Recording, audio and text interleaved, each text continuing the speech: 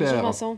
Et en France, on commence par la France, où le gouvernement poursuit son opération séduction auprès des entreprises, des patrons étrangers. Le premier conseil stratégique de l'attractivité se tient tout à l'heure à l'Élysée. Oui, ce conseil réunit une trentaine de dirigeants d'entreprises internationales. François Hollande et son gouvernement doivent à cette occasion présenter des mesures pour les inciter à investir et ainsi relancer les créations d'emplois dans l'Hexagone. Avant-goût de ce conseil, hier soir, le Premier ministre Jean-Marc Ayrault a reçu à dîner les patrons de 26 entreprises internationales. On fait le point tout de suite avec Vanessa Abba. L'opération séduction a commencé dès dimanche soir. Plus d'une vingtaine de patrons d'entreprises internationales invités à Matignon.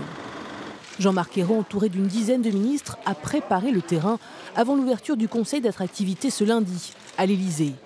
Il s'agit de convaincre les firmes étrangères d'investir encore plus en France, avec bien sûr l'emploi à la clé. Il y a 20 000 entreprises étrangères en France.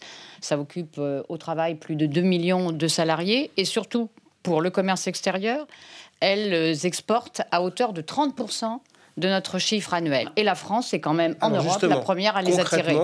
75% de ces entreprises sont originaires d'Europe. Les États-Unis, le Canada, le Japon arrivent loin derrière. La France espère également attirer plus d'investissements des pays émergents. Après l'offensive de charme de François Hollande auprès des patrons la semaine dernière à San Francisco, voilà donc lancé l'opération Attractivité auprès des entreprises étrangères dans l'Hexagone. Objectif pour l'Élysée, accroître de 40% le nombre d'investissements étrangers d'ici 2017 et accueillir chaque année 300 nouvelles entreprises étrangères sur le sol français. Pour les séduire, François Hollande devrait annoncer ce lundi la simplification des procédures douanières ou la réduction des délais pour obtenir des visas.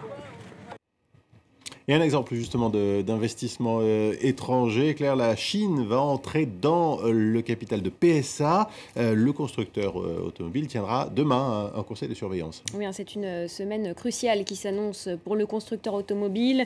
Sauf surprise, après des mois de négociations, le constructeur annoncera mercredi à la presse l'entrée du chinois Dongfeng et de l'État français à son capital. Ils détiendront exactement à 14% du capital chacun. Même chose pour la famille Peugeot.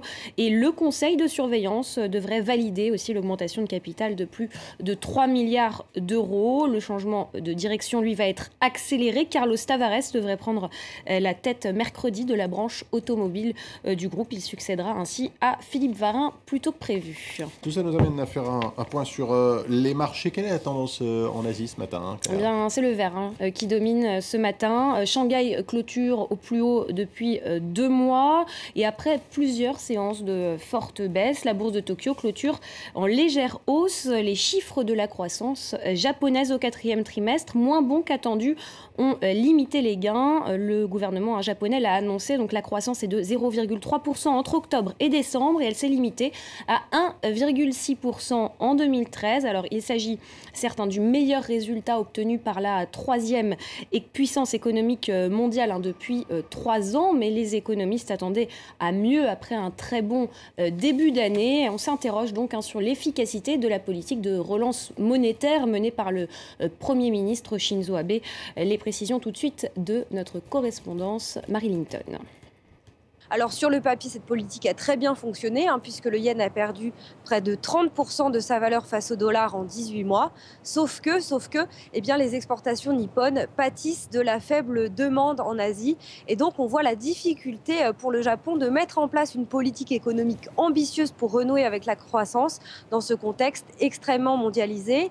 Et puis il y a un autre défi qui attend la 3e puissance mondiale. Il s'agit de la hausse de la taxe sur la consommation en avril prochain, qui risque de porter un coup très dur à la consommation intérieure. Et pour finir, Claire, on voit l'actualité des entreprises en bref et en images. Bouygues, tout d'abord, qui annonce avoir enregistré une dépréciation d'1,4 milliard d'euros sur sa participation dans Alstom, le groupe de BTP et de construction qui détient une participation d'environ 29% dans Alstom, précise que cette dépréciation soit enregistrée dans ses comptes du 4e trimestre de 2013. Google acquiert une nouvelle start-up israélienne. Le géant américain de l'Internet a racheté Slick Login, une société qui a conçu sa propre solution d'authentification lors de la connexion. Ce rachat confirme l'intérêt croissant de Google pour les start-up israéliennes. C'est déjà sa 5e acquisition dans l'État hébreu. Le montant de cette nouvelle opération n'a pas été communiqué. Et enfin, l'Espagne vendra par étapes sa participation majoritaire de 68% dans la banque Bankia. C'est ce qu'a affirmé hier le président de l'établissement nationalisé il y a 2 ans après un sauvetage historique. Je rappelle que Bankia a annoncé début février avoir dégagé un bénéfice net de 509 millions d'euros en 2013 après avoir subi une perte record de près de 20 milliards d'euros en 2012. Et c'est ainsi que s'achève ce tour d'horizon de l'actualité économique. Merci Claire Bonichon. Il est maintenant 8h22 à Paris, l'heure de voir ce qui